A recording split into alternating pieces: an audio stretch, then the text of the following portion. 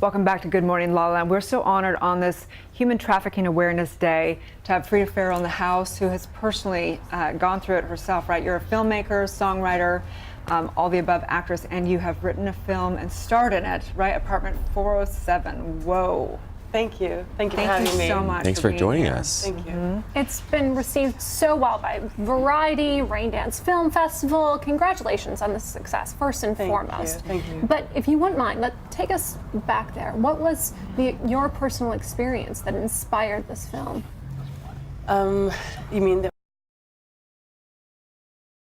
interview in London at the time, and I'll try and make the story a little bit shorter. I went first for an interview. It was a casting, and don't make it short, please. Okay. We really want to honor your story. Please take us there. Absolutely. So I went for an interview. It was a casting, and it was all normal. And there was a photo shoot. There was a backdrop, an assistant, fruit, coffee, tea, just like any photo shoot room.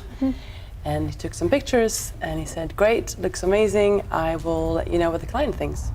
Perfect. I went home. He called me the next day, or an assistant called me the next day actually.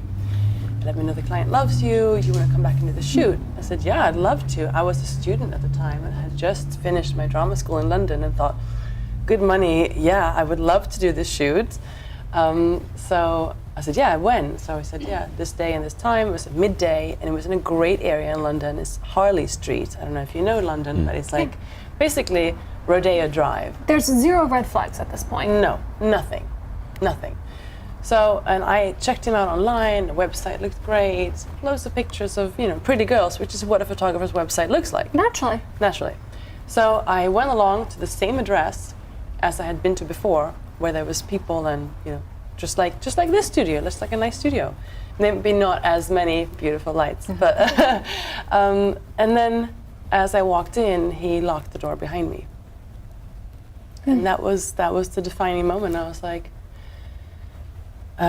your brain can't comprehend what's actually happening at the time, because you've been there before, but it was all fine. And this time, it's sort of, there's no lights, there's no backdrop, there's no assistant, there's no fruit, tea, coffee, nothing. It's just him. You walk in, bam, he locks the door. And I'm like, you're trying to make sense of it. So you're trying to go, am I too early? Should I come back when there's more people? Should I? But the panic is like rising in you, and you think, okay, something is clearly wrong. And then he pulls out a massive knife, and you're like, okay, now I'm really helpless. Now I don't know what to do anymore. And then I asked for the bathroom, I used the restroom, there was no lock, so I just kind of closed the door. I was on the 5th floor, and there was a tiny window, and I climbed up onto the toilet. And I looked down, and I was thinking the drop is worse than the knife. So I was balancing the two, and I thought, maybe if I can talk him into, maybe if I can be really nice to him. Reason with him. Your brain starts thinking, maybe if I reason with, maybe if I'm really nice and I'm like, okay, it's the wrong person. Maybe I'm not the one you were looking for. It just, your brain goes in all kinds of directions. So then what? So you're in the bathroom, you've made the choice, I can't jump out. What do I do? He opens the door, he gives me a bag of used underwear and says, put them on. And I said, this is not what I'm here for. I came here for another job. And he goes, put them on. Still holding his massive hunting knife. And I'm like, okay. And he goes, drink this milk. And I'm going, oh my God, I just know this milk is spiked. And then in my mind, I'm thinking, if I drink this milk, I won't feel the knife. That's actually what I thought in my mind. Maybe it's better if I just drink the milk. So I just took the milk, I drank the milk, and I thought, okay. I put some underwear on. I went into the living room where I was the day before, 2 days before, and he started taking some pictures, and then slowly, that's where my memory stops. And then I wake up in a different apartment. Wow. Thank you for sharing your story. But then what? Then you go to the separate apartment, and then what? What happened then? Then I wake up and there is, guys coming and going, and then I'm stuck in an apartment, and this is an apartment that's below the ground. There's bars in the window. at a moment when there was no guys in there, I ran around and looked at it, and everything was taken away. Like everything that you could possibly use as a weapon. You think of things like, there was a kitchen in there, and I went through, and all the doors in the kitchen, all the drawers, everything was taken away. It was like sparse. The toilet ring was taken away. Everything that you could actually pull and use. And I was, you start thinking, I'm going to hide behind the corner and bash him on the head. It's all gone. I was even thinking of pulling off a door frame, but it's like, I don't have any screwdriver. I have nothing, so I'm like, there's nothing to use. So I don't. So then what? We don't want to take away from the film for people who, whatever, but what happened? What, we want to know. I want to know. How did you get out? So the truth, which we used a different story in the film. The ending is different in the film than the truth. So the truth is, after a few days of drugs, guys, him in and out of this apartment, he came down one evening and he really, really stressed. Hey, get ready fast, someone's coming. And I was like, okay, still sort of like dazed, thinking, okay, well, he just threw some underwear on the floor, get ready, someone's coming now. And he was really, and I didn't know what, I was like, okay. I grabbed the underwear and he rushed out, slammed the door, and I didn't hear the click, which I've heard all the other times, like, and I thought, I instantly sobered. And I thought, oh my God, either he's playing with me and he's going to see if I'm gonna go there and he's gonna like, make it worse, use the knife or something, or beat me up, or I didn't know. So I sneaked up to the door. Literally, I thought I'm in a movie now. I don't know what's gonna happen. So I put my ear against the door, and I could hear footsteps going away. I still don't know where I am, where this apartment is outside. So I'm like, okay, I'm gonna have to try the handle. I'm gonna have to. So I slowly try the handle. It opens, and I thought either he's just standing there, and he's like, now it's. So I open it slowly. There's nobody, and I'm like, okay. This is my only chance, really. I had some clothes of my own, and I grabbed them. They're like literally in the hallway, my old jeans and stuff. I just grabbed my clothes, and I saw a staircase, and I sneaked up the staircase by the side of the staircase. I didn't know if it was going to creak, and I end up in the hallway where I entered the building in the first place. So what he'd done, he's taken me from 5th floor down to the below the ground flat and put me in there. So his trip wasn't big. He just kind of sneaked me downstairs. And then, so I end up down, now I know where I am. I thought, oh, okay, and there's nobody to be seen. I just grabbed my clothes and I just ran. I went through, there was like a revolving glass door, and I ran through the door out on the street. I'm in the middle of London, and I'm just like, oh my God. So I just start running. I just ran around the corner, and I'm in Oxford Circus. You know Oxford Circus? It's like 1 million people cross through Oxford Circus daily, and just started running. I think I ran 10 blocks. I don't even know how far, and then I grabbed a taxi and. Okay, this is the most disturbing part of all of it, is that I can, like, there's disturbed people, and I get that, but the fact that he had other men, that is what is beyond comprehension. Yeah. I don't understand that. That's what I don't understand. It's so deeply disturbing. I am so sorry So that you experienced that. I really am. you. So it's unsettling at the deepest possible level. Yeah. How have you worked your way through?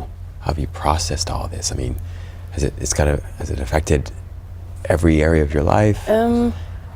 I did what I thought was the best for me at the time, and I don't recommend it. I keep saying to everyone, I just kept quiet about it, and I was silent for 10 years, which for me was my way to cope, my way to become normal, my way to fit in to normality, to become just like everybody else. I didn't want to be branded a victim. I didn't want to be, because I was really embarrassed. I was ashamed. I was embarrassed, and I did not want to be that, oh, she was raped, and it's a really horrible feeling for a woman, and I know a lot of women can feel the same if they've had that experience, even if it's 1 or if it's 10, it doesn't matter. If it's happened once, you have that embarrassment and a shame feeling. And that was my coping mechanism, and I don't recommend it. And if you can, I can say to other women, if you can't talk about it, that's the way to go forward. And I did eventually. And now, of course, I went from saying something to nobody to like telling the world, which is crazy. But At what point did you feel strong enough? Was there a moment where you thought, okay, now it's time for me to share the story and this is how I'm going to do it? no, I still don't feel strong enough. Have you ever prosecuted? No, I went to the police, and this is a story I don't talk about too much. I went to the police in London. This is now many years ago, and they didn't quite believe me, which was very disturbing at the time. I ended up with two young guys, and they asked a question which still sits with me. They said, "But he didn't force you in, right?" And I was like, "No, he didn't force me in. He didn't physically grab me and force me into the apartment. I walked in on my own. Yes, and I regret doing that. But I didn't know. I walked under false pretenses, and I didn't know he was going to obviously kidnap me. Had I known, I would have never walked in. That's a crazy thing to ask a young girl." So sorry that happened. Have you had some healing, some therapy, some Yes. PTSD work and stuff? I do. I have had a Okay, year. good. I have had a year of working with somebody, which helped a lot. And some people ask me, "Did the film help you?" And I say, the actual making of the film didn't help. The editing for 3 years didn't help.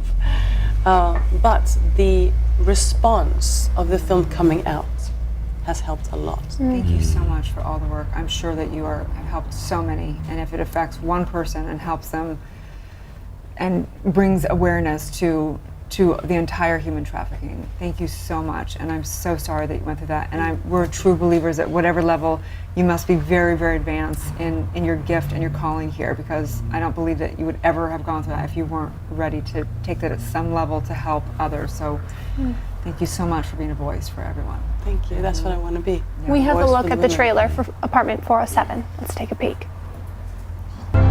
You're gonna kill me. Would never kill. You're far too beautiful. Congratulations are in order. Your client is coming back in a few days. Why are you doing this to me? For money. It's the same reason that you came here for. You have to be strong. You have to be a survivor. Tell me how pretty I look. I want to hear it. What you're about to see is not just based on a true story. It's based on my true story. A story I lived through. And memories I live with every day. As always, a bit. You were made to serve others. That's who you are. I want to share this film for awareness and not as a victim, as a survivor.